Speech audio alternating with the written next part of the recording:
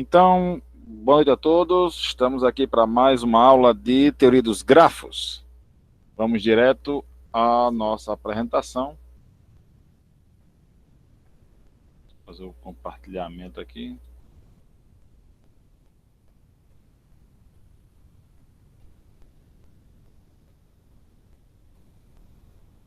Estão vendo aí o slide, pessoal? Sim. Crítico. Pronto, beleza. Então, na aula passada a gente parou aqui no K crítico, né? A gente tinha visto esse grafo, esse tipo de coloração, o K crítico, onde um grafo é K crítico se ele tiver um número cromático X e eu conseguir reduzir esse X tirando uma aresta, né? Tirando qualquer elemento, na verdade. Eu consigo reduzir o número cromático dele.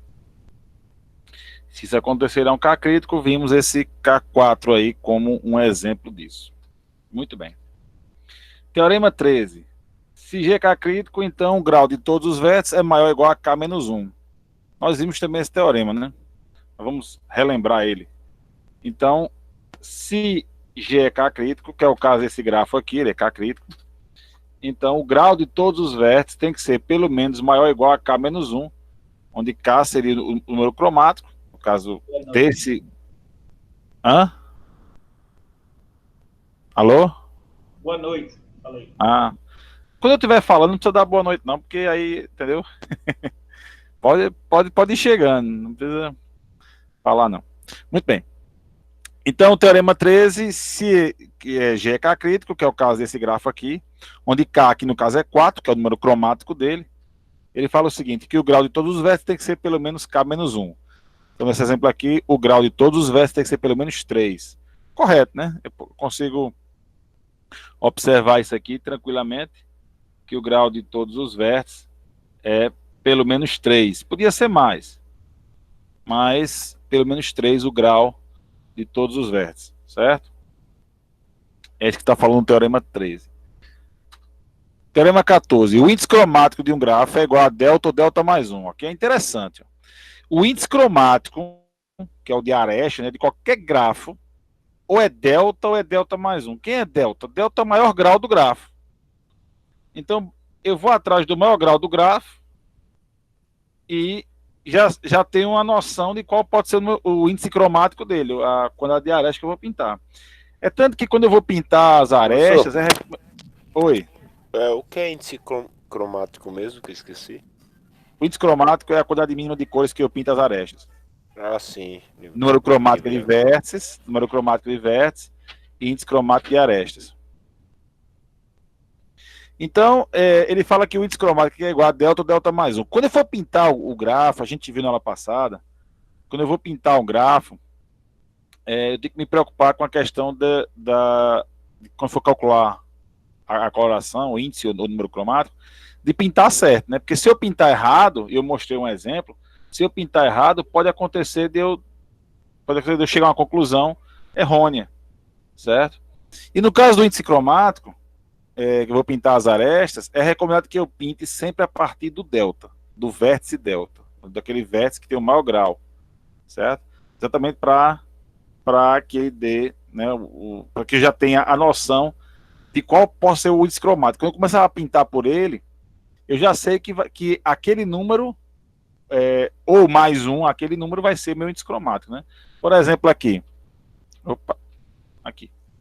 Então, deixa eu apagar essa linha de grade. Imagine que eu tenho esse grafo aqui.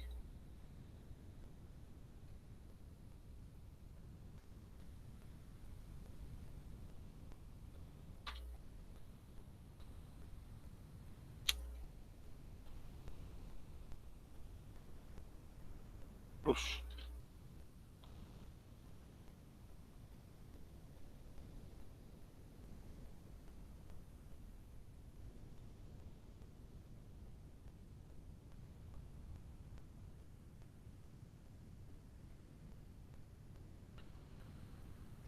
Aí eu vou calcular o índice cromático dele, certo?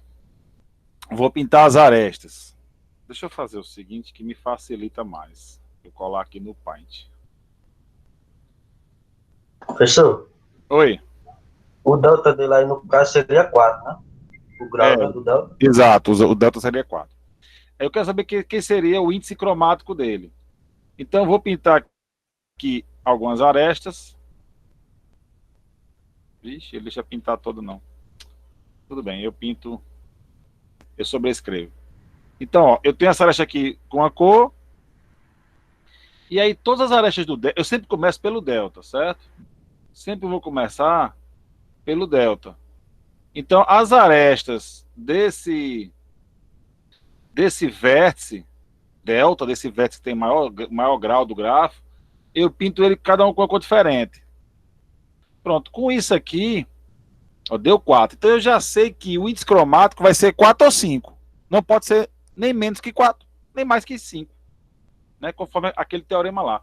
Nesse caso aqui vai ser 4, né? Eu posso pintar aqui de azul, aqui também eu posso pintar de azul, e ali a outra eu posso pintar de verde. Ops. Posso pintar outra de verde. Pronto.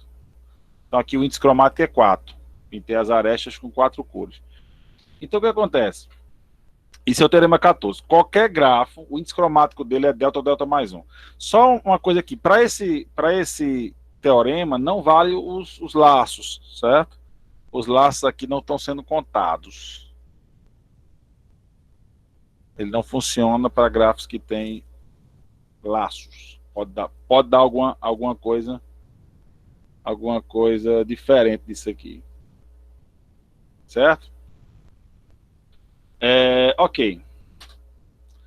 Classes de coloração de arestas. Aqui é só uma classificação que o nosso autor dá em relação ao índice cromático, certo? Então, o índice cromático, se for igual a delta, ele fala que é da classe 1, e os que são delta mais 1 é da classe 2. Então, o que ele está falando aqui é o seguinte: todos os grafos cuja o índice cromático é delta, ele classifica como os da classe 1, e os demais, que são aqueles que são delta mais 1, ou aqueles que têm laços, como da classe 2, caso não respeite a regra da classe 1. Só uma classificação do nosso autor, certo? Coloração harmoniosa. A coloração harmoniosa é quando eu pinto vértices e arestas, ambos, vértices e arestas, com as cores, mantendo a regra de dois elementos que se tocam não pode ter a mesma cor. Vamos lá para o Paint. Paint é mais fácil de trabalhar com cores do que o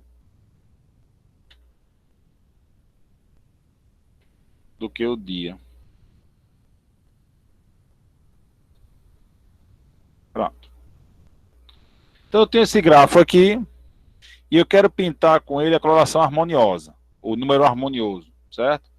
Então, ó, sempre, tanto o índice cromático, como número cromático, como número harmonioso, eu sempre recomendo a começar a pintar pelo delta. Não é que vai dar a cor certa sempre. Se eu escolher errado, lá no final, pode ser que dê uma cor diferente, pode ser que não dê a cor que eu quero, mas ajuda, facilita. Nesse caso aqui, como o delta é 3 e tem vários vértices de grau 3, então tanto faz começar por qualquer um deles, né? Vou começar por esse daqui, pintando ele de verde. Se esse vértice 3 é verde, o que é que vai acontecer? Nem esse, nem o vértice 4, nem o vértice 1, nem o vértice 6, nessa aresta aqui, nessa aresta aqui e nessa aresta aqui podem ser verde. Porque agora eu estou pintando vértice e arestas. Nenhum desses elementos que eu risquei aí podem ser verde. Certo? Então, para fazer as cores, eu vou pintar essa aresta de azul, de vermelho. Certo? Vou pintar essa aresta de amarelo. E vou pintar essa aresta de baixo de azul. Muito bem. O vértice 4, ele não pode ser nem vermelho e nem verde.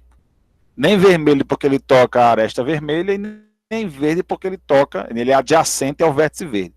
Mas ele pode ser amarelo ou azul, certo? Tanto faz. Eu vou pintar ele de azul.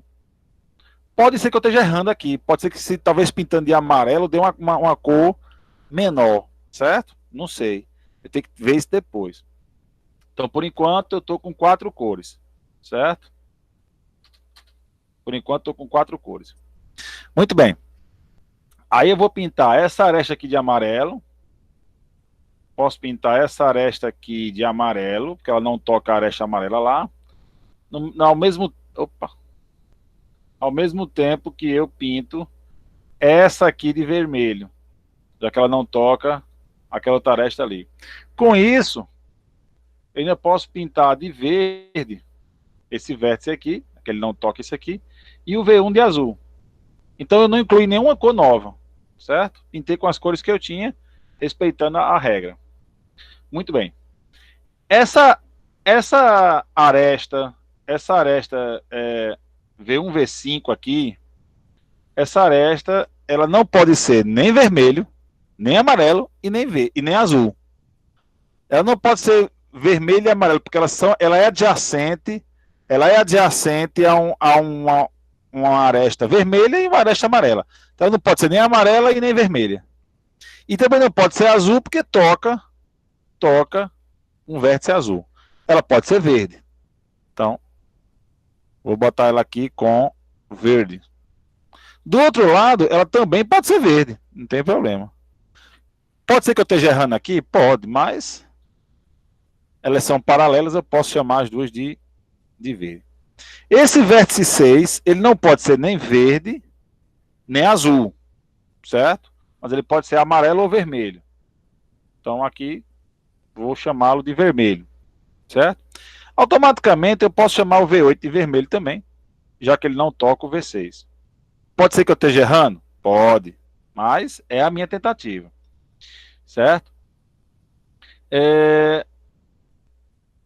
Aresta 5, 6. A aresta 5, 6, essa aqui, ela não pode ser nem verde, nem vermelho, nem azul.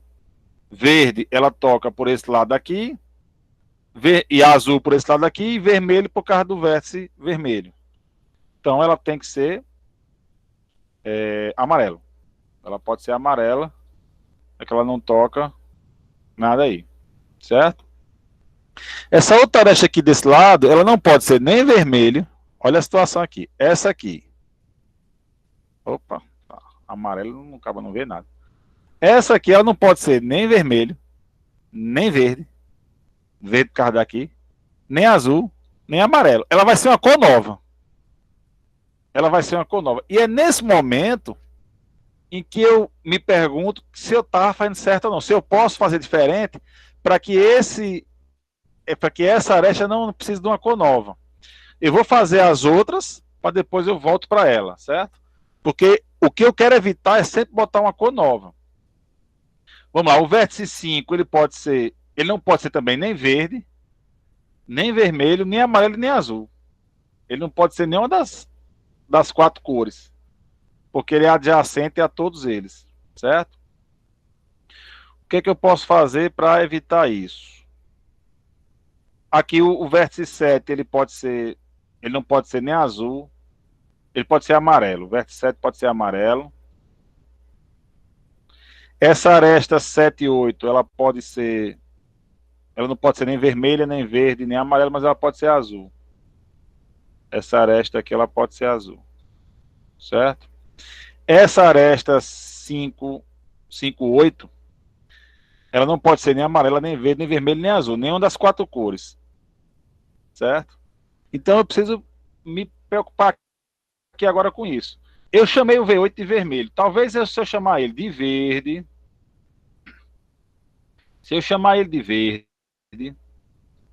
e eu posso chamar ele de verde, certo? Eu já libere o meu vermelho para ser a aresta 5, 8. Olha, já liberei o vermelho para ser a aresta 5, 8. Já que o V5 não podia ser vermelho mesmo. Então agora eu tenho um vértice que não pode ser nem azul, nem verde, nem amarelo, nem vermelho. E uma aresta que também não pode ser nenhum deles, certo? A pergunta é, será que eu consigo remanejar as 4 cores que eu já tenho para não ter que incluir uma cor nova? Vamos pensar aqui. Eu posso remanejar esse verde aqui, eu posso tirar ele daqui? Se eu tirar ele daqui, não vai me ajudar em nada, porque o V8 também é verde, e é adjacente ao vértice 5, então ele não vai poder ser verde. Então não adianta eu remanejar o verde, que vou ter que remanejar 2, aí é mais difícil. Vamos tentar remanejar o amarelo. Se essa aresta não for amarela, ela também não pode ser nem verde, nem azul e nem vermelha, certo? O que é que eu posso fazer aqui? Eu posso tentar remanejar essa aresta aqui, de cor.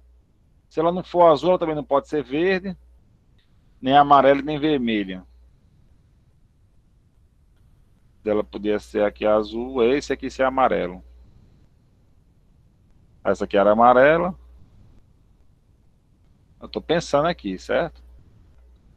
Então, por exemplo, eu posso tirar esse azul daqui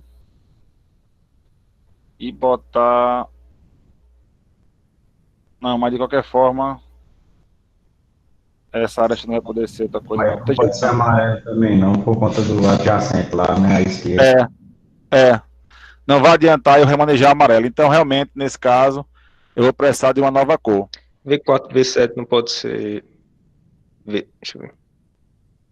Não. B6 não pode ser verde também, não, né? Não, porque ele é adjacente. Ele é adjacente a V3. Aí não pode ser verde. Ao vértice 3 aqui, ó. Não pode. Certo? Então, realmente, aqui nesse caso, eu vou ter que incluir uma cor nova. Vou incluir aqui o cinza. E essa aresta também pode ser cinza. Então, o número harmonioso dele é 5. Certo? Eu preciso de 5 cores para pintar vértices e arestas, seguindo a regra de que 2 elementos adjacentes não podem ter a mesma cor. Certo? Geralmente, quando é um elemento só, eu consigo remanejar. Como aqui eram 2, um vértice e uma aresta, eram 2 elementos, né? Que eu ia querer remanejar. Então, realmente, aí fica complicado. É difícil. Alguns casos ainda consigo remanejar 2, mas é difícil, certo? Geralmente muitas vezes eu consigo. Tem vezes também que nem com eu consigo remanejar. Tem que ser uma cor nova só para um elemento, um vértice ou uma aresta, certo?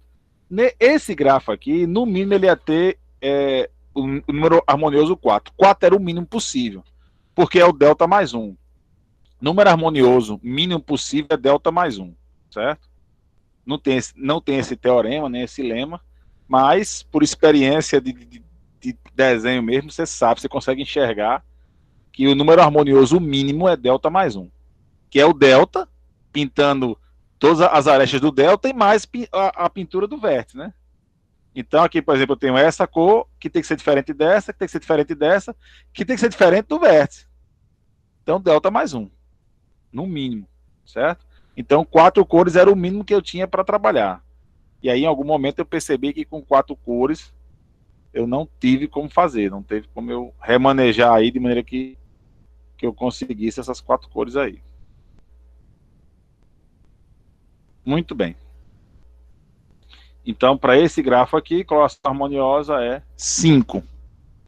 O índice cromático desse grafo é 3.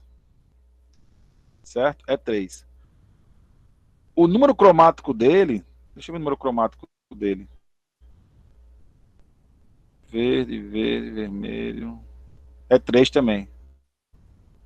É 3 também. O número cromático dele. Posso pintar esse. Não, peraí. Professor. Como assim, Cris? O número cromático de vértices. Peraí. Só vértices. Eu podia pintar este branco. Este branco. Não, este branco não. Este verde. Tem que ser 3 aqui, porque esse vértice aqui, ele não pode ser nem verde nem branco. Aí tem que Mas ser... não tem um amarelo ali no canto? Não, eu tô vendo só vértice agora, só vértice. Só vértice. Esse podia ser branco. Esse podia ser branco e esse podia ser amarelo. Olhando só para os vértices, acho que eu precisava de 3 mesmo. 1, 2. Com 2 acho que eu não ia conseguir pintar, não. Deixa eu ver se eu consigo pintar com 2. Vértice, verde. Aqui tinha que ser amarelo. Amarelo. Aí esse pode E ser as pontas verde, verdes. O verde, 5 e o 7 verde. verde, verde. Ah, pronto, com 2, ó, tá vendo? Legal. Então, desse grafo aqui eu posso afirmar o quê? O número cromático é 2.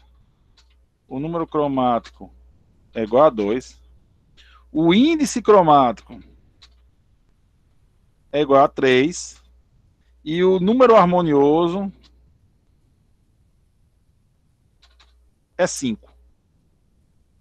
Certo? São as conclusões que eu posso tirar desse grafo aí. É pura coincidência, para depois o pessoal não achar que isso é regra, pelo amor de Deus. É pura coincidência o número harmonioso ser cromático mais o índice cromático. Pelo amor de Deus, isso é uma coincidência completamente absurda. Isso só acontece uma vez na vida. Pois é, É, o camarada vai traduzir aí, ele já para. Eu já tava Em achando grafos, ó, pessoal, isso é sério, isso é sério. Em grafos, o pessoal tem essa mania de dar regra. Não façam isso. Vai dar errado. Certo? Vai dar muito errado. Ok? Não deduzam regras, pelo amor de Deus. As regras que existem, eu vou falando aqui. Se você achar alguma regra por aí, alguma literatura, beleza. Mas não deduzam, não. Porque deduzir, com certeza. Tem muita gente que perde na prova, aí vem me reclamar que eu botei errado. Mas, professor, não tinha essa regra aqui, não. Eu disse, tinha, não, meu amigo. Essa regra aí nunca existiu. Aí o cara vai procurar e vê que não tinha regra no slide. E no final ele descobre que foi ele mesmo que criou a regra. Isso acontece muito nas provas. O pessoal vem reclamar da prova e quando vê a regra era da. Não se ligou que ele tinha inventado essa regra porque deu certo em um caso, um exemplo, o único exemplo que eu tinha mostrado lá na sala. Então, cuidado, pessoal. Aqui calculei, né? Foi feito um cálculo e tal para a gente descobrir isso aí. Quase que eu errava o número cromático dele. Quase, foi por pouco. Mas ele é 2 mesmo, dá para pintar com 2 sem nenhum problema. Mas é assim, essas colorações, elas não são muito difíceis de você errar, não. Se você não estiver bem atento, acaba errando. Tá claro a coloração, pessoal? Tudo bem? Ok? Ok. Beleza. Bom, agora vamos para um outro assunto aqui. Agora é um assunto um pouco mais complicado, que é o emparelhamento. Emparelhamento. O que é emparelhamento? Um conjunto de arestas. Atenção, arestas. Só existe emparelhamento sendo arestas. Um conjunto de arestas que toca o máximo de vértices possível, no caso todos, ou pelo menos um a menos que todos, e essas arestas não se tocam. Então, por exemplo, aqui, desse grafo aqui, eu posso definir aqui um emparelhamento dessa aresta. Se essa aresta é um emparelhamento, faz parte do emparelhamento, então A não pode fazer parte, C não pode fazer parte, H não pode fazer parte e J não pode fazer parte. Porque as arestas do emparelhamento não podem se tocar. Então, eu defini aqui o E, defini o B, o F e o K. Pronto. E toquei o máximo possível, no caso todos, e com arestas que não se tocam. Então, eu posso sim dizer que... Oi. O senhor escolheu de maneira aleatória aí, né? Ou tem alguma regra? Sim. Não, tem não. Ó, então aqui eu tenho o emparelhamento E, o emparelhamento F, o emparelhamento B e o emparelhamento K. Certo? Para ter emparelhamento, para um grafo ter emparelhamento, é preciso que eu toque todos os vértices ou todos menos um. Se eu não conseguir, ele não tem emparelhamento. Certo? Nesse grafo aqui, eu estou tocando todos os vértices. Então, eu tenho aqui um exemplo de emparelhamento. É único? Claro que não é único. Né? Claro que não é único. Ó. EFBK é um exemplo. Pode ter outro. Por exemplo, eu posso botar aqui A, D, I. Também é um emparelhamento. AD, I, J. É um outro exemplo de emparelhamento. certo? Conjunto de arestas que toca todos os vértices. E não se tocam entre si. Elas não se tocam entre si. Certo? Tem outros também. Para esse grafo aqui tá cheio de emparelhamento. Posso definir aqui. Muito cuidado, ó, muito cuidado, que eu podia ter gente que vem aqui, ó, define esse.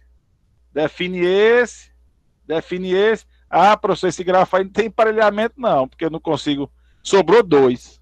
Se sobrar 2, o senhor disse que não tinha emparelhamento. Certo? É claro que tem. Você que está fazendo as escolhas erradas. Como é que eu vou saber que estou fazendo as escolhas certas? Não sabe, tem que testar todas as possibilidades possíveis. Não tem como saber. Certo? Então, eu tenho que fazer as escolhas certas. Não sei, tem que ir testando até acertar. Ou até provar que ele não tem. Ok? Então, aqui eu tenho vários emparelhamentos. Várias situações de emparelhamento. Certo? Posso ter vários aqui nesse gráfico. Ok? Então, empalhamento, conjunto de arestas que tocam o máximo possível de vértices. O máximo possível que ele fala é N ou N-1. Certo? Só. E não se tocam entre si. É importante que elas não se toquem entre si para que eu tenha um empalhamento. Tá claro isso, pessoal? Sim. Pronto. Com emparelhamento, eu tenho alguns conceitos associados, certo? Caso toque todos os vértices, ele é chamado de emparelhamento perfeito. Foi o caso aqui, né? Eu disse que o emparelhamento ele pode tocar N é o total de vértices, nós sabemos disso. A variável N para a gente é sempre o número de vértices. Ou N-1, certo? Se só é possível ter emparelhamento perfeito em grafos pares. Em grafos com a quantidade de par de vértices. Em grafos ímpares, que tem a quantidade ímpar de vértices, é o caso do N-1. Opa! É o caso onde entra o N-1. Grafos cujo N é ímpar, certo? Aí eu posso ter emparelhamento que não é perfeito, porque não toca todos, vai deixar um de fora, e aí eu tenho um emparelhamento simples. Não é perfeito, é simples. Ok.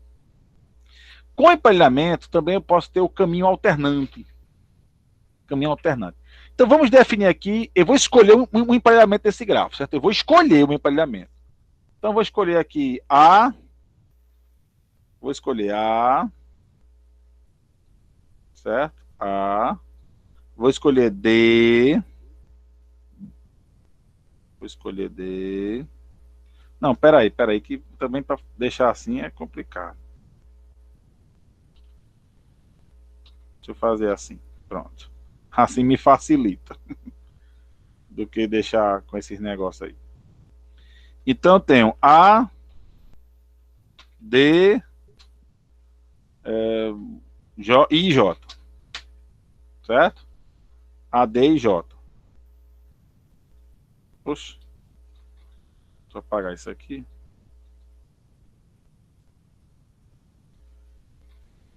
Então, I, deixa eu circular aqui, I e J. Pronto. Defini o meu emparelhamento, A, D e J. Com esse emparelhamento, eu posso fazer agora o chamado caminho alternante.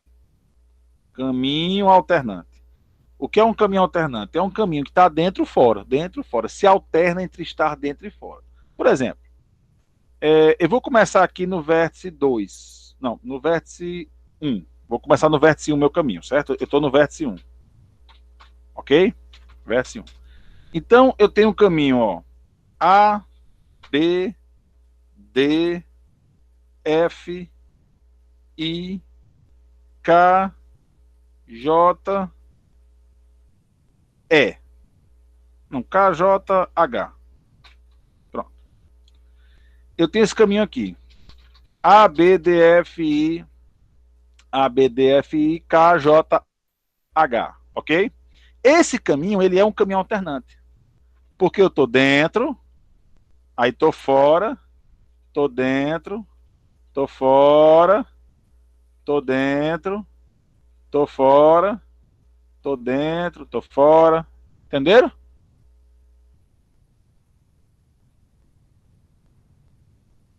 Alô?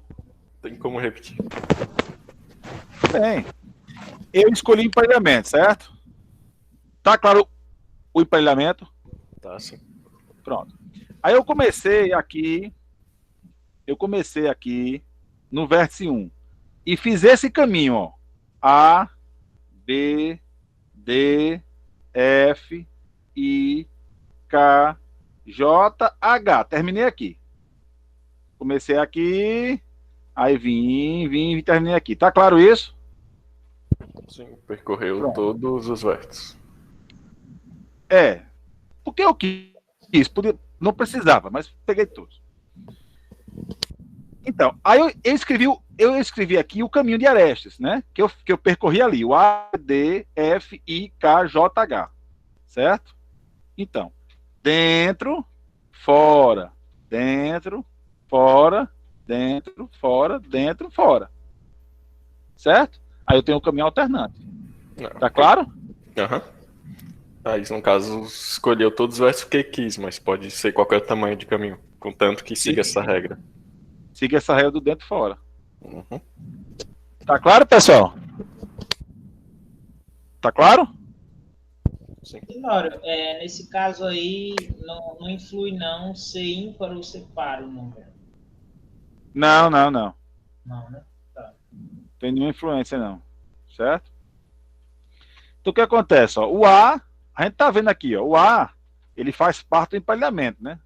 O A faz parte, tá dentro do emparelhamento. O B tá fora, aí o D tá dentro, aqui o D, ó. O D tá dentro, aqui o D, dentro. Então, dentro, o F tá fora, o I tá dentro, aqui o I, dentro, aqui o I, ó. Tá dentro. O I tá dentro, o K tá fora, o J tá dentro, o H tá fora. Dentro, fora, dentro, fora, dentro, fora. Tenório, outra pergunta rápida. Oi. Por regra, ele sempre vai começar dentro e terminar fora? Não. Nem fora, nem dentro. Pode terminar fora, terminar dentro, começar dentro, terminar fora. Começar dentro, terminar dentro, ou fora, fora. Não tem esse negócio, não. Tem esse negócio, não. Por exemplo, aqui, ó. Seguindo esse mesmo emparelhamento, A, D e J. Um caminho alternante, por exemplo, começando aqui no vértice 3. Eu posso ter assim, F, I, K. Pronto, F, I, K. F, I, K. É um caminho alternante? Com certeza. Fora, dentro, fora. Pronto, caminho alternante. Certo? Entre 3 e 8. Aqui é um caminho alternante entre o vértice 3 e o vértice 8. Okay. Certo? F, I, K. O F está fora, o I está dentro, o K está fora. O que importa é eles sempre se alternarem. Não importa se começa dentro, se começa fora, se termina dentro, se termina fora. Não, isso não tem nada a ver. O que importa é que se um está dentro, o seguinte está fora. Fora do emparelhamento, né? Estou falando sempre. Se eu mudar o emparelhamento, muda meus caminhos alternantes, porque a gente já viu que eu tenho mais de um emparelhamento para definir meus caminhos alternantes. Se eu escolher outro, aí eu vou ter que mudar meus caminhos alternantes. Certo? Beleza. Tá claro isso aí, né? O caminho alternante. Alguém não entendeu? Alguém quer perguntar alguma coisa? Não? Muito bem. Um caminho alternante, ele pode ser classificado como aumentante. Um caminho alternante aumentante. Caminho alternante aumentante, classificado como aumentante, é aquele que começa fora e termina fora. Certo? Se ele começar fora e terminar fora, que é o caso desse aqui, ó, F, I, K, ele começa no F que está fora e termina no K que está fora. Se um caminho começa e termina fora, ele é um caminho alternante aumentante. Certo? Eu vou dar aqui um exemplo bem interessante. Ó. Esse caminho aqui, ó, C. O caminho C, ele é um caminho alternante aumentante? O que é que vocês acham?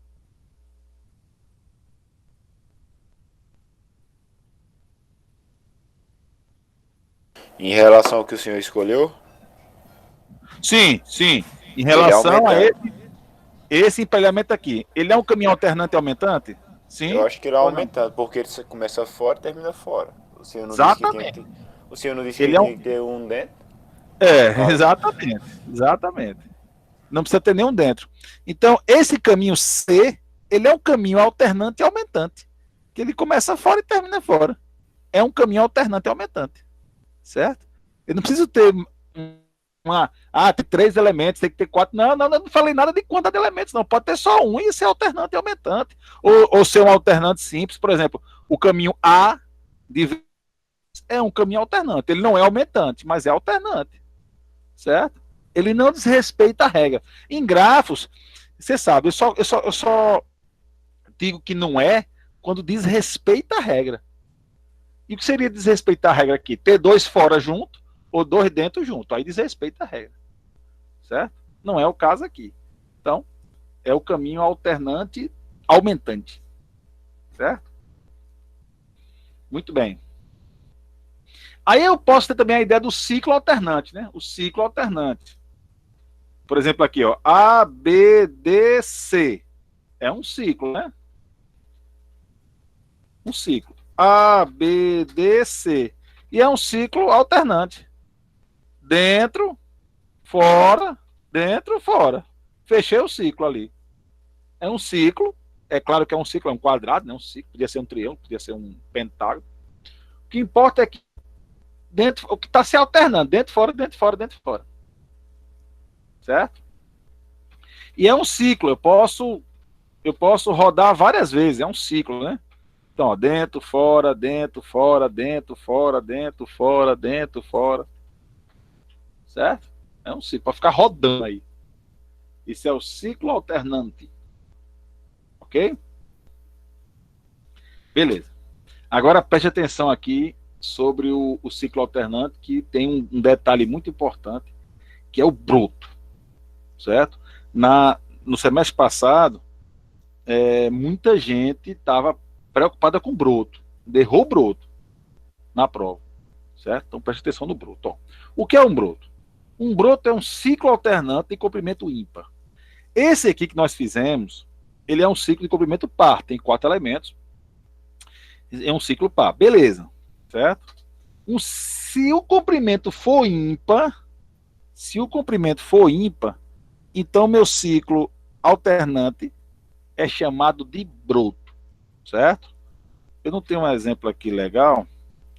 Deixa eu trazer aqui o aplicativo para fazer um exemplo legal aqui. Espera aí. Deixa eu tirar essa linha de grade. Para você ter uma ideia do que eu estou falando.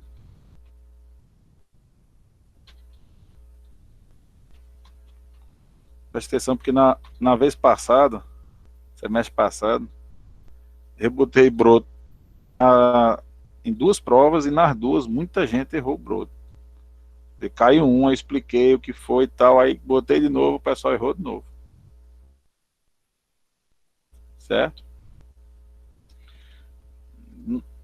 Não vou complicar muito não, vou deixar assim o meu grafo, certo? Ok. Deixa eu apagar esse resto aqui que só me atrapalha. Muito bem. Eu tenho esse grafo aqui e eu vou querer o empalhamento dele. Vamos supor que aqui seja A, aqui é A, aqui é B, aqui é C. Lembrando que eu não posso fazer isso na prova se não tiver numerado, né? Se não tiver, eu não posso fazer isso. Vou fazer aqui só para facilitar. Então, vamos lá. O empalhamento aqui desse grafo, por exemplo, seria AD. AD seria o empalhamento, certo? No caso de AD, eu teria aqui o A no meu empalhamento e o D, certo? Deixando um de fora. Lembra que eu falei que grafos com quantidade ímpar de vértices são um vértice de fora. Esse caso aqui, perfeitamente. Ele tem uma quantidade ímpar de vértices, no caso tem 5, né? 5 é ímpar. E o meu empalhamento não pode pegá-lo, porque nem C e nem B podem fazer parte do empalhamento. Porque o C toca na aresta D e o B toca na aresta A. Então, meu empalhamento deixa um de fora. Em grafos de quantidade ímpar, vai ficar um vértice de fora, que aqui no caso ficou o 3. ficou o 3. Podia ter ficado outro, eu que escolhi o 3 para ficar de fora. Podia ter pegado, sei lá, B e E e ter deixado o 4 de fora. Então, tanto faz. Mas vamos lá, escolhi o 3 para ficar de fora. Então, AD é meu emparelhamento, certo? Um ciclo alternante aqui seria quem? B, que está fora. B está fora. O A que está dentro. O E que está fora. O D que está dentro. E o C que está fora, correto? Esse aqui é um ciclo alternante. Começa fora e termina fora, certo? Ciclos alternantes. Ciclos alternantes. Bota aqui, ó. Ciclos alternantes, comprimento ímpar, ele é um broto. Eu chamo ele de broto. Por que eu chamo ele de broto? Por que tem esse nome diferenciado? Vamos voltar lá para aqui. O que acontece? Se eu replicar o ciclo, que eu falei, o ciclo pode rodar, né? Então, se eu ficar rodando aqui no meu ciclo, quer dizer, o ciclo termina aqui, né? Mas eu fiquei rodando nele várias vezes. O que aconteceu aqui, ó? Aconteceu o seguinte, ó, fora, dentro, fora, dentro, fora, fora. A ponta de um tá fora, mas quando eu vou rodar de novo, tá fora. Deixou de ser um ciclo alternante? Não. Na verdade, ele passou a ser agora um broto, um ciclo alternante broto. Ele é um broto.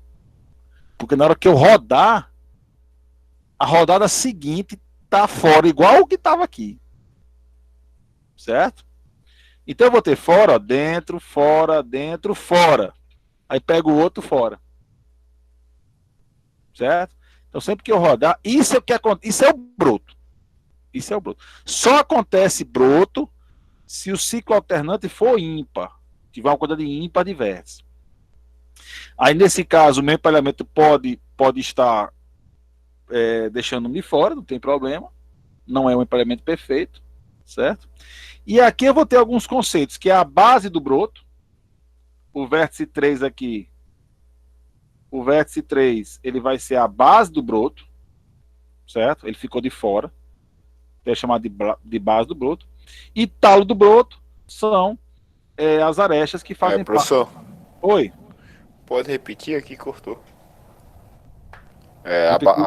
Na A questão base. da base do broto, cortou. A base do broto é o vértice que ficou de fora Entendi. do empalhamento. Ele não toca o empalhamento, certo? Meu empalhamento é AD, certo? Quem foi que não tocou em AD? Quem não toca em AD só pode ser um, não pode ser nunca dois, tem que ser sempre um. E aí é o 3. Então, base do broto é o vértice 3, certo? E o talo do broto são as arestas A e D. As arestas A e D, são as que fazem parte do broto, são chamadas de talo do broto, certo? As arestas do broto. A base do broto faz parte do vértice que não toca o empalhamento. Tá claro o broto, pessoal? Tá claro o broto? Sim. Sim? Perfeito. Traduzindo, Só que a resposta não seria desse jeito, não, né, professor? Na prova, né? Não sei. Depende. Não, se ele não tiver as arestas nomeadas, Não, não.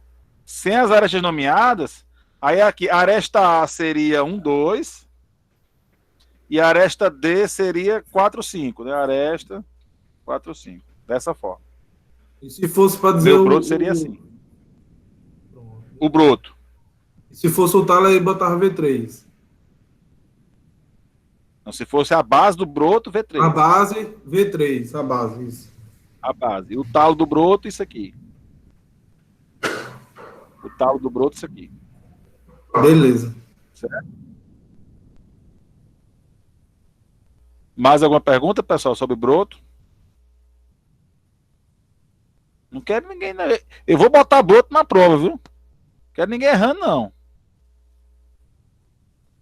Beleza. Então, no caso, a parte do broto aí é isso aí, senhor? Hã? No caso, a parte do broto seria essas coordenadas aí, dos vértices, da aresta? O broto são as arestas. No caso, assim, o broto é o ciclo. O broto é o ciclo ímpar. É o ciclo alternante. O broto mesmo é isso aqui. O broto é isso aqui. Isso aqui é o broto. É o ciclo ímpar. Sempre ele vai começar fora e terminar fora. O broto também tem isso. Ele sempre começa fora e termina fora. Fora de quem? Do empalhamento, né? Claro, do empalhamento. Do empalhamento. Certo? Então, esse aqui é o meu broto.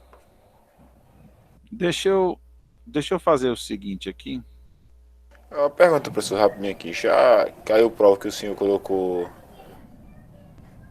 quantidade de pai e perguntou sobre o broto? Sim, aí, gente. Se a quantidade é pai, eu pergunto sobre o broto, o que é que você bota? Não existe. Ok. Ó. Deixa eu trazer aqui o gráfico que está no slide. Essas arestas em preto aí, mais escuro em negrito, elas são o empalhamento, certo? As áreas que estão em negrito são empalhamento, ou seja, é B, aresta D,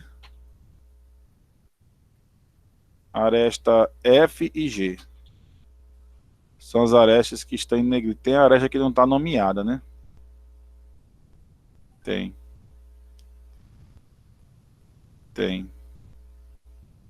É, porque faltou a aresta A. Na aresta A tá aqui. A, B, C, D, D, C. Tá tudo nomeado, professor. Tá, professor. nomeado, né, Tá professor? Não, tá não. 1, 2, 3, Oxe. 4, 5, 6, 7, 8. Ah, Tem 8 do arestas e 7 nomes só. A do 6-2 não tá nomeado. Exato. O senhor sempre dá rotulado, né? 6, 2. Pra poder descobrir É, o não broto. tá Tudo dois rotulado, é. pontos aí. Vou rotular agora aqui. Vai ser o H, pronto. Ei, professor. Então, meu empalhamento aqui. Então, esse aqui tá errado. Esse aqui não é empalhamento, não, certo? Então, meu empalhamento vai ser BH, FG, certo? Que são as arestas que estão em negrito. Que B, H, F e G. Perceba que esse gráfico, ele é pá, certo? Ele é pá. Tem 8 vértices, é um gráfico pá, certo? Ele tem broto? Tem. Ele tem broto, certo? Por quê? Porque ele tem um ciclo ímpar. Aqui o ciclo ímpar, ó. Vou trazer de verde aqui o ciclo ímpar. Poxa, espera aí que pintou ali da cor errada. Deixa eu tirar os vermelhos aqui. Você já sabe quem é o empalhamento. Então, ó. Quem seria o broto? D. F. A. G. E. É um ciclo? É um ciclo. Terminou no E. Começou no vértice 2. Terminou no vértice 2. É um ciclo. Vou escrever o ciclo aqui. D. F. A. G. E. Ele é um ciclo porque ele começou no vértice 2 e terminou no vértice 2. E ele não repete arestas. Então aí é um ciclo, beleza. E aqui eu posso dizer o seguinte, ó. O F está dentro. O F está dentro. O G também está. Então eu tenho fora, dentro, fora, dentro, fora. Eu tenho aqui exatamente um broto. Um ciclo ímpar que começa fora e termina fora.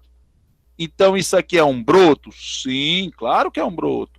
É um ciclo ímpar que começa fora do empalhamento. Lembre-se, nenhum caminho e nenhum ciclo tem que pegar todos os vértices, não. Já mostrei isso. Tem caminho com uma aresta só. Tem ciclo com 3. O ciclo mínimo é com 3 arestas. E o caminho mínimo é com aresta só. Então, aqui eu tenho um broto. Muito cuidado com esse negócio do pai. Você falou do padre, deixa eu mostrar aqui um exemplo aqui para não confundir, certo? Esse grafo, ele tem empalhamento perfeito, ele é pá, mas ele tem um broto. Dentro dele tem um ciclo ímpar aí. Certo? Tá claro isso, pessoal? Sim, sim. Tá. Quem seria a base do broto? Quem é a base do broto aqui, desse broto? Quem é a base?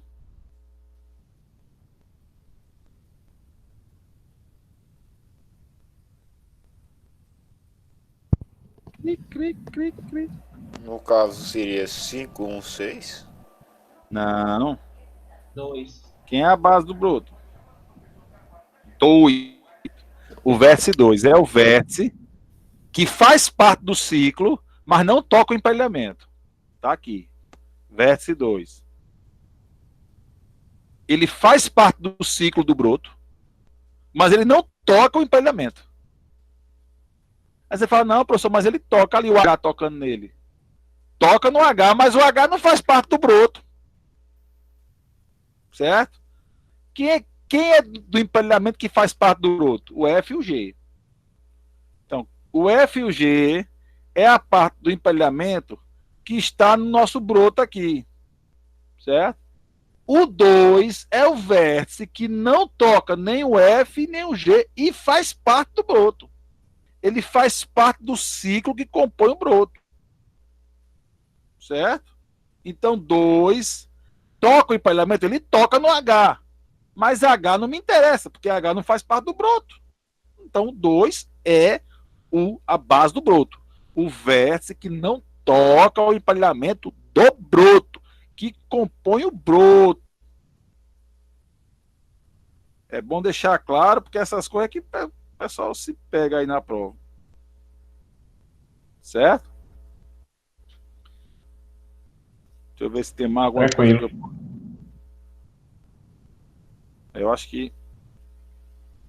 eu acho que é só isso. O talo é FG, né? O talo é FG. O talo é FG, perfeito. Ok.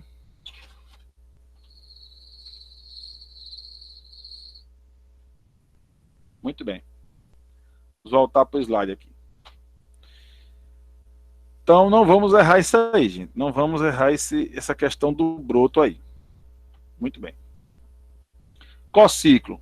Conjunto de arestas que compõem um ciclo alternante e um broto. Então, um ciclo alternante e um broto, eles são um cociclo, certo? Então, eu tenho o ciclo alternante, que é um ciclo par, certo? Como a gente viu aqui nesse grafo aqui. É um ciclo par, então um ciclo alternante.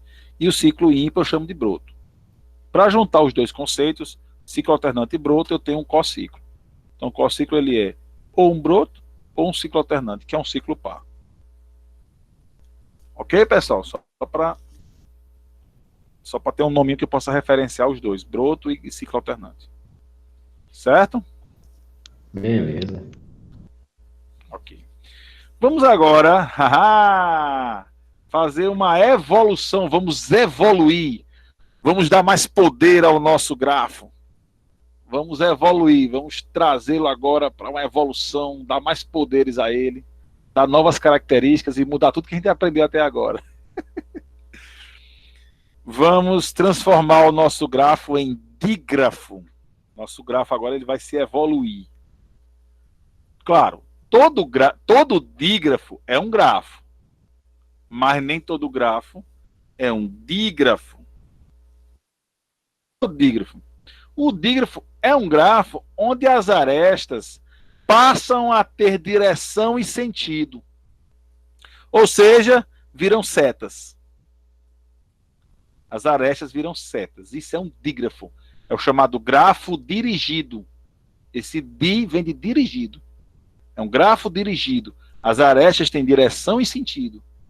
Não são apenas elos de ligação. Eles agora têm direção e sentido. É o dígrafo. Certo? Então, todo dígrafo é um grafo, mas nem todo grafo é um dígrafo. Porque isso aqui é um dígrafo e é um grafo. Claro. Isso aqui é um grafo também. É um grafo do tipo dígrafo. Do tipo dígrafo.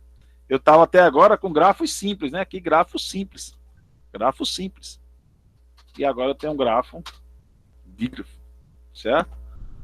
Não pode existir um grafo onde algumas arestas são simples e outras são setas. Isso não pode acontecer. Ou todo mundo é seta, ou todo mundo é aresta simples.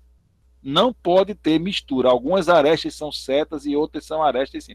Não pode ser isso. Está errado isso. Certo? Fique bem claro. Ou todo mundo é seta, ou todo mundo é aresta simples. Beleza. Com isso, alguns conceitos que a gente estudou também sofrem alterações. Primeira coisa, eu tinha o conceito de adjacente. O que era adjacente? Dois vértices que se tocavam, né?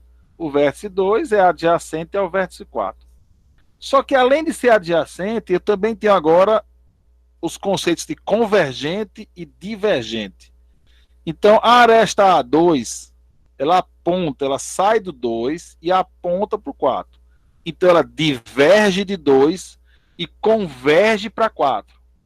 Então, o vértice 2 é convergente de 4, o vértice 4 é divergente de 2. Então, o vértice 2 ele é divergente em relação à aresta 2, que converge para o 4. Então, 2 converge para o 4, 4 diverge de 2. Certo?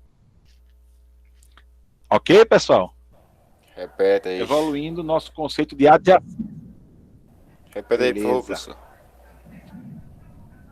Repetir? Muito bem. Então, assim, por exemplo, ó, eu tenho aqui a aresta 5. Tenho aqui a aresta 5, certo?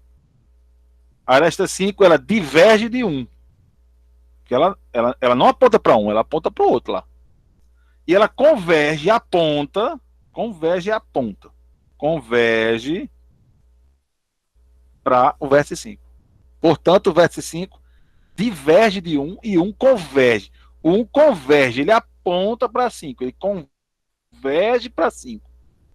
E o 5 diverge de 2. Diverge de 2. Certo? Então, nessa aresta 5, o vértice 1 é divergente, porque a aresta parte dele, inicia nele, e o vértice 5 converge. A seta 5 converge para o vértice 5. Tá claro? Sim, sim. Beleza. Bom, em grafos simples eu tinha o ciclo. Em dígrafos eu tenho o circuito. Nesse grafo eu tenho algum circuito? O que é que vocês acham? Neste dígrafo eu tenho algum circuito? Acho que sim, no caso seria V1, V2, V4 e V3. Na verdade, não. Por que não? Porque o circuito ele tem que rodar. Para ser circuito, exatamente. Para ser circuito, eu tenho que rodar. Ó. Eu estou no vértice 2, aí eu sigo a seta para o vértice 4, sigo a seta para o vértice 3, sigo a seta para o vértice 1, sigo a seta para o vértice 2, fechei um circuito. Aqui eu não posso fazer isso. Vértice 2 eu vou, sigo a seta para o 4, o 4 o 3 e morro. Acabou. Certo? Não tem circuito. Não tem circuito. Este grafo não tem ciclos, não tem, na verdade, circuitos, né? Porque agora eu não tenho mais ciclo. Em dígrafo, ou eu tenho circuito, ou não tenho. Certo? Então, esse grafo aqui, ele não tem circuitos. Porque eu não consigo rodar na direção da seta. As setas agora tem que me fazer rodar, certo? Como em dígrafos não há o conceito de ciclos, é apenas circuitos, a gente pode chamar de ciclo, não tem problema. Mas para que ciclo roda, no dígrafo o ciclo tem que rodar na direção das setas. Certo, pessoal? Então, este aqui não tem nenhum ciclo, e eu vou chamar o circuito de ciclo, até para facilitar a nossa comunicação aqui. Então, este grafo não tem nenhum ciclo, e este grafo tem um ciclo, que é o circuito, que é seguindo a direção das setas, certo? Eu vou chamar o circuito de ciclo, apenas para facilitar aqui facilitar o nosso entendimento, para que não haja confusão depois. Ok? Beleza. Beleza. Lema 8. Todo dígrafo acíclico, ou seja, que não tem ciclos, que não tem circuitos, possui pelo menos uma fonte e um sumidouro. Gente, ele pulou. Gente, ele sumiu, Maria. Era para ter um slide aqui no meio. Antes disso aqui. O slide foi apagado. Tô acompanhando Tudo pela bem. apostila aqui, eu digo, rapaz, deu um pulo melhor. Deu um pulo grande, foi? Não, foi só... Espera aí. E agora eu me preocupei. A apostila é isso aí, professor. Eu tô com ela aberta aqui. Ô, no, Aqui pela no apostila canal da vem- apresentação. Antes de É, falar Até do o Enem, slide vamos falar. fugiu da quantidade de slide que tem nos slides. Espera aí. Eu tava acompanhando aqui, professor, no, que o senhor disponibilizou lá no slide. Depois de ciclo, realmente veio sair o lema 8. E é? Sim. Eu baixei aqui pra eu já dando uma adiantada e ver como é o assunto. Mas aqui, ó, depois de circuito tinha lema 8, ó. Hoje, mas era para ter. Então, acho que eu alterei isso aí, foi Aí só... já no- entra no dentro slide. dos dígrafos acíclicos, né? O lema 8. Não, é porque tinha o conceito de fonte e sumidouro. Isso, ponto, dessa- sumidouro. Espera aí. Ah, não, tá aqui. Eu vou deslocar esse slide para cá, espera aí. O slide existe, mas está no lugar errado, na verdade. Deixa eu só deslocar aqui para não perder o fio da meada, senão... Beleza. Bom, deixa eu deslocar aqui só para frente, não prejudicar o entendimento, porque senão eu vou ter que explicar coisas que depois vai vir no slide. Aí não faz sentido, peraí. Pronto, já desloquei aqui. Vou trazer de volta vocês aqui. Trazendo vocês de volta. Estão vendo meu Meet, né? Sim. Pronto. A gente tinha visto isso aqui, né? A questão dos ciclos em dígrafos, que a gente chama de circuitos. Pode chamar de ciclo também, mas ele tem que rodar. Agora ele tem que rodar. Ok. O cocircuito, o que é o cocircuito? É o cociclo em dígrafos. E o que é o cociclo? É aquele ciclo broto. Certo? Da mesma forma que aqui eu posso definir. Aqui eu posso definir nesse grafo. Peraí. Um emparelhamento, no caso A1 e A3 é um emparelhamento, certo?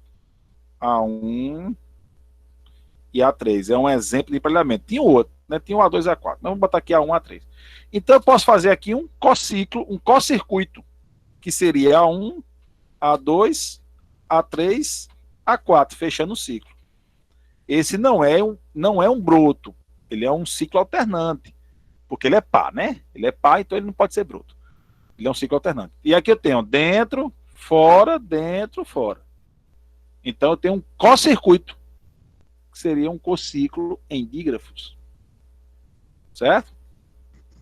Muito bem. Beleza. O nosso conceito de grau agora vai ganhar uma nova evolução. Eu não tenho mais o grau do vértice agora. Agora eu tenho dois tipos diferentes de grau. O grau de entrada e o grau de saída. Então, eu não posso chegar aqui e dizer aqui, o vértice 1 tem grau 3. Não existe mais isso. O grau desse vértice não é 3. Porque grau, não existe o grau simples em dígrafos, como a gente tinha em grafos. Na verdade, o que é que vai ter aqui? Eu vou ter o grau de entrada. O que é o grau de entrada? O grau de entrada é quantas arestas apontam, convergem para aquele vértice. Então, vou botar aqui os vértices. V1, V2, V3, V4 e V5, certo? No caso, V3 teria grau 2? Vamos ver aqui, o grau de entrada. Vou botar assim, grau de entrada. Quem é que aponta para o V1? Aresta 1. Aresta 1. Então, o grau de entrada do V1 é 1. Só tem uma aresta apontando para ele. É o grau de entrada. Quem é que aponta para V2? Ninguém. Zero. Ninguém. Então o grau de entrada dele é 0. Quem que aponta para V3? 2. A4 e A3. Não, para V3 é o A3 e o A4, né? Isso. Então grau de entrada 2. Para o V4, só quem aponta é o A2, grau de entrada 1. E para o V5, grau de entrada 1. Certo? Pronto, isso é o grau de entrada. Aí eu vou ter o grau de saída, certo? Quem é que sai de V1? Bom, de V1 sai duas, né? Duas setas partindo de V1. Então o grau de saída de V1 é 2. O grau de saída de V1 vai ser 2. O grau de saída de V2 é 0. Perdão, é 2 também. Tem duas arestas saindo de V2. De V3, qual o grau de saída de V3? 0. Ninguém sai de V3. V4, quantas saem de V4? Só uma. Quantas saem de V5? 0. Tá claro isso? Beleza. Então, eu não tenho grau aqui. Se eu der um dígrafo e perguntar o grau, aí você não existe. O que existe é o grau de entrada e o grau de saída. Pronto. São graus diferentes. Perfeito. Com esse conceito, vem o conceito de fonte e sumidouro. Certo? Uma fonte é um vértice com grau de entrada igual a 0. Então aqui o V2, naquele grafo lá do exemplo anterior, o V2 é uma fonte. Só sai. Tá aqui, V2 só sai. As arestas só saem dele. Então ele é uma fonte. E o sumidouro é o que o grau de saída é 0. Então aqui nesse grafo eu tenho dois sumidouros, o 3 e o 5. Dois sumidouros. O vértice 3 e o vértice 5. Dois sumidouros. Certo?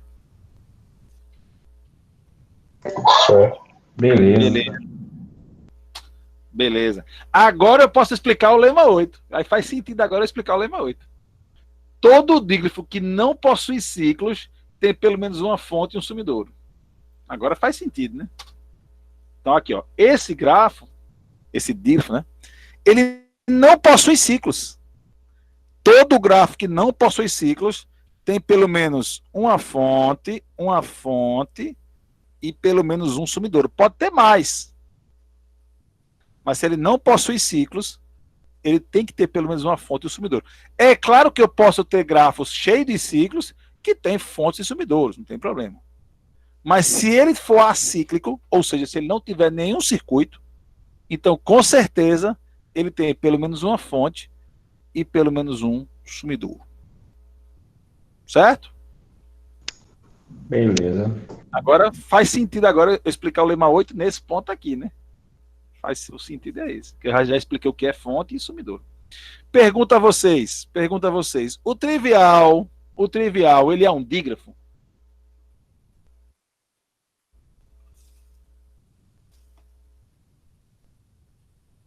Eu posso chamar o trivial de dígrafo ou não? Sim, Se ele sim. mesmo puder ser um sumidouro e uma fonte ao mesmo tempo, eu acho que sim. Correto. O trivial é um dígrafo. Sim. Todas as suas setas, as suas arestas que existem são setas. Eu tenho como negar isso? Não tenho como negar isso. Ah, mas ele não tem nenhuma seta. Por isso mesmo que eu não tenho como negar. Para eu negar isso, eu tenho que mostrar uma aresta que não é seta. Então, o trivial, ele é, sim, um dígrafo, e ele é uma fonte e ele é um sumidouro. O grau de entrada é 0, o grau de saída é 0. Fonte 0, sumidouro 0. Certo? Ele tem ciclos? Ele tem um circuito? Sim. Não! Não? Não, Não. Para ter um circuito, para ter um ciclo, eu tenho que rodar nas arestas. Aqui eu não tenho como rodar nas arestas. Não tem a direção, né? Não tenho direção para seguir. Para ter um ciclo. Esse trivial aí vai dar dor de cabeça, porra. Vai.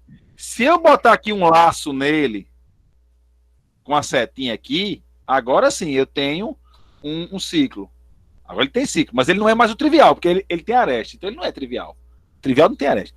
O trivial mesmo, que é só o pontinho, não tem nenhum ciclo. Certo? Para ter um ciclo, eu tenho que ter no mínimo, três arestas. Para ter um ciclo. No mínimo, 3 arestas. Eu não tenho um ciclo com menos de 3 arestas. Certo? Em grafos. Em dígrafos eu consigo ter um ciclo com 2 arestas. Mas em grafos simples eu não consigo ter com menos de 3. Em dígrafos eu consigo, porque eu posso ter assim, né? Em dígrafo eu posso ter assim. Uma seta vai e a outra seta volta. Então isso aqui é um ciclo com duas, certo? É um ciclo. Na verdade, o laço também é um ciclo, né? Então eu posso ter com aresta só, sendo o laço. O laço também conta. Se eu for contar os ciclos, eu também vou contar o laço. Então pode existir um ciclo também se ele for laço. Então o laço também conta como ciclo. Se eu perguntar quantos ciclos tem um grafo e tal, os laços contam também, certo? Não esqueça de contar os laços do dígrafo ou do grafo. Subjacente. O que é subjacente? Subjacente é a involução do meu grafo. Então aqui eu tenho meu dígrafo e eu quero tirar o subjacente dele. Como é que eu tiro o subjacente de um dígrafo? As setas voltam a ser arestas. As setas viram arestas simples. Eu tiro a direção e o sentido das arestas. Então, eu digo o seguinte, que esse grafo aqui, que é o mesmo grafo, só que as arestas não são mais setas, não tem mais direção e sentido, é subjacente desse. Esse aqui é subjacente desse aqui. Todo dígrafo possui o seu subjacente, que é simplesmente substituir as setas por arestas simples, sem direção e sentido. É o mesmo grafo, só que um tem direção e sentido nas arestas e o outro não. Tá claro isso?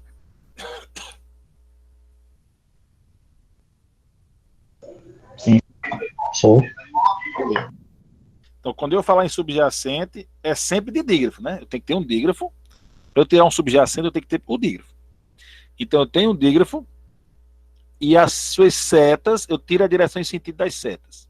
Aí vira aresta simples, eu tenho o seu subjacente. Lembrando, eu tenho que tirar de todas, porque não existe nenhum grafo que algumas setas existam, algumas setas e outras arestas simples. Eu tenho que tirar de todo mundo. Quando eu vou fazer o subjacente, tem que tirar a direção e o sentido de todas as arestas, inclusive dos laços. Certo? E aí eu tenho realmente o seu subjacente. Alcançável. Um vértice alcança outro se existir um caminho entre eles. No grafo, sempre que A alcançava B, B alcançava A também, né? Aqui, por exemplo. Nesse grafo aqui, o V2 alcança o V3. Automaticamente, V3 alcança o V2. Claro. Já nesse aqui, não. O V2 alcança V3, mas V3 não alcança V2. Porque não há um caminho de V3 que eu possa sair de V3 e chegar em V2. Eu só posso caminhar nas arestas que sejam setas, né, seguindo a direção e o sentido delas. Então, em grafos, quando eu falo em alcançável, em alcançabilidade, um vértice alcança outro, se X alcança Y, Y alcança X. Isso em grafos. Em dígrafos, não é assim.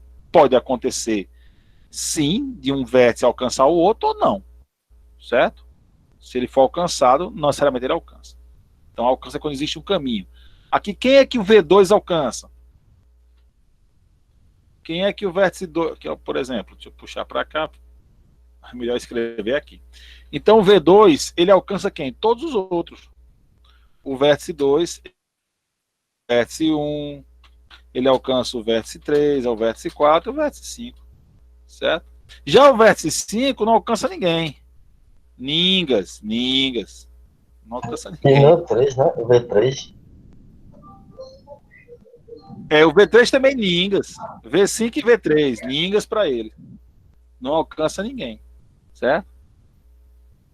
Beleza. E eu tinha em grafos, eu tenho ainda em grafos o conceito de conexo. O grafo ele pode ser conexo ou não. Ele pode ser desconexo. Em dígrafos, esse conceito é muito maior. Esse conceito é muito maior, certo? Aqui eu tenho forças de conexão. Aqui eu tenho grafos mais conexos do que outros. Alguns são mais conexos do que outros. Vamos ver isso aqui.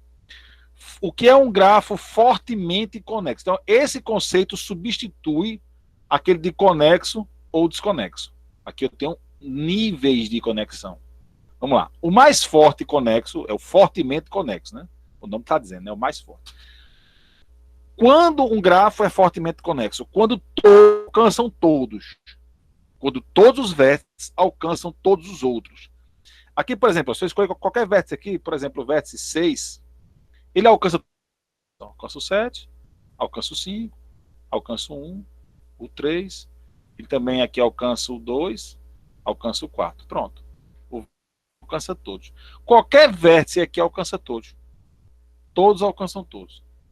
Quando isso acontece, eu digo que o meu dígrafo é fortemente conexo. Todos os vértices alcançam todos. Tá claro isso? Sim. Perfeito. Agora, se no dígrafo existir pelo menos um que alcance todos, eu chamo ele de unilateralmente conexo. Quando existe pelo menos um que alcança todos. Por exemplo, esse grafo aqui da tela, ele não é fortemente conexo, certo? O vértice 4 aqui não alcança o vértice 7. Ele não é fortemente conexo. Mas ele é unilateralmente conexo, porque o vértice 7, ele alcança todo mundo. Ele alcança o 6, ele alcança o 5, o 1, o 3, alcança o 2 e o 4, e o 6. Ele alcança todo mundo. Então, se existir um vértice que alcança todos, ele é unilateralmente conexo. Certo? E aqui vai o grande lance. Esse grafo aqui, eu mostrei que ele é fortemente conexo. Ele também é unilateralmente conexo? O que vocês acham? Sim.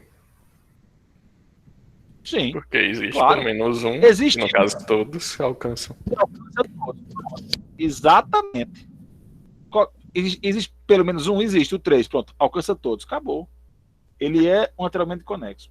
Então, você pode pensar que todo conexo também é unilateralmente conexo. Mas o contrário não é verdade. Posso fazer um conjuntinho assim. Todo fortemente conexo é unilateralmente conexo. Mas o contrário não é verdade.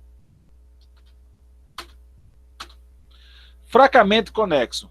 Se o subjacente dele for conexo, então ele é fracamente conexo. Por exemplo, esse grafo aqui, vamos fazer o subjacente dele. Ou seja, as setas vão virar arestas, vão perder a direção e sentido. Está aqui o subjacente dele. Esse grafo é conexo. Esse grafo é conexo. Portanto, este dígrafo, ele é fracamente conexo. Fracamente conexo. Certo? Esse dígrafo aqui, ele não é nem fortemente conexo, nem unilateralmente conexo, porque não existe um vértice que alcança todos. Não existe. Ninguém alcança o vértice 3, porque ele é uma fonte, né, só tem saída, ninguém aponta para ele, então não tem como alcançar ele, como também não tem como alcançar o 7, ele também é fonte, né, então o 7 não alcança o 3 não alcança o 7. Não tem nenhum vértice que alcance todos os outros. Então ele nem é fortemente conexo, nem é unilateralmente conexo. Mas ele é fracamente conexo porque o subjacente dele é conexo. E aqui vem o interessante, né? Porque esse aqui o subjacente desse é o mesmo desse, né? Que é esse aqui. O subjacente desse é conexo. Então, ele é unilateralmente conexo, mas também é fracamente. E aqui, ó, esse aqui ele é fortemente conexo, mas também é fracamente conexo. Todo forte é fraco, mas nem todo fraco é forte. Aliás, perdão, contrário. Todo forte, não, é isso mesmo. Todo forte é fraco, mas nem todo fraco é um forte. Então eu posso fechar aqui ainda dizendo o seguinte, que todo fracamente conexo, aqui, ó, conjunto, ó. Então, todo fortemente conexo é unilateralmente e todo unilateralmente é também um fracamente. Mas nem todo fracamente é unilateralmente e nem todo unilateralmente é um fortemente. Tá claro isso, pessoal? Beleza. Sim, só o gráfico que ficou invertido. O conjunto, quer dizer. Invertido? O desenho do conjunto. Não, porque aqui é forte e fraco. Que o maior de Aqui é o todos forte. era pra ser o fortemente, que pega todo mundo. Aí dentro Não, dele ia diminuindo. O forte não pega ninguém. Quem pega é o fraco. O fraco é que pega todo mundo. O fortemente. Sim. O Invertido. O fortemente conexo, ele é também fracamente. Todo forte é fraco, mas nem todo fraco é forte. Certo? Esse aqui, passei. Esse aqui, ó. Esse aqui, ele é fraco, mas não é forte. Porque para ser forte tem que ser todos com todos. Aí é mais difícil.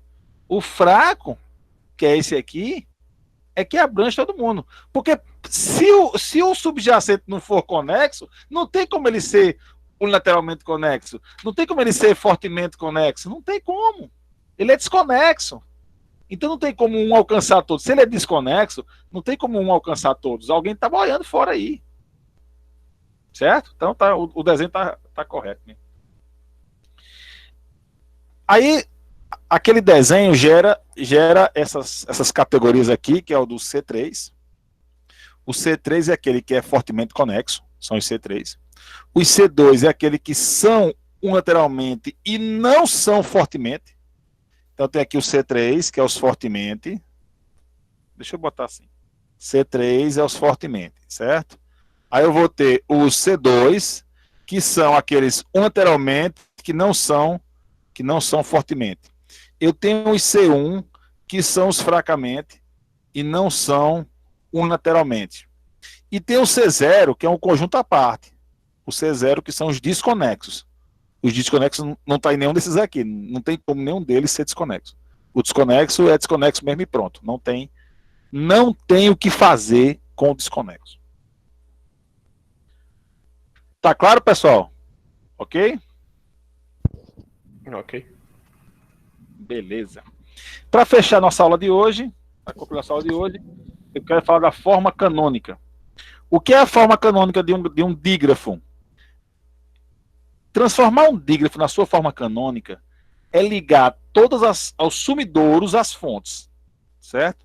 Então, primeira coisa, eu vou identificar aqui os meus sumidouros. Eu tenho esse carinha aqui que é um sumidouro, esse carinha aqui que é um sumidouro, certo? Ah, esse aqui também é um sumidouro. Pronto, 3 sumidouros. Só recebe. E agora eu vou indicar as fontes. Eu tenho aqui uma fonte aqui e tenho uma fonte aqui. Tá assim as fontes. 2 fontes e 3 sumidouros, certo? Então, eu agora vou colocá-lo na forma canônica. Como é que eu faço isso? Eu vou ligar os sumidouros, vou dar setinha aqui, ó. Setinha para cá. Eu vou ligar os sumidouros às fontes. Setinha para cá. Todos os sumidouros às fontes do grafo. Pronto. Então agora eu tenho a forma canônica do grafo em preto. Tem um grafo em preto aí, e isso, juntando com as setas vermelhas, eu tenho agora o grafo na sua forma canônica. Tá claro, pessoal, isso? Sim. Beleza. Então, quando eu ligo todas os sumidouros, tem que ser todos com todos os sumidouros com todas as fontes.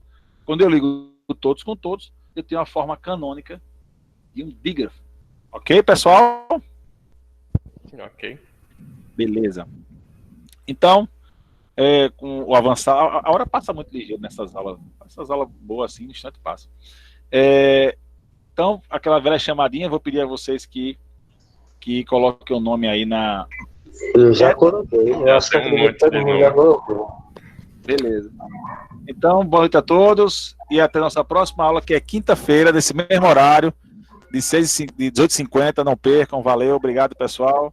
Valeu, Até mais. Até mais. Valeu, Tenório. Boa noite. Até quinta. Valeu, boa noite. Vou salvar o chat agora, hein?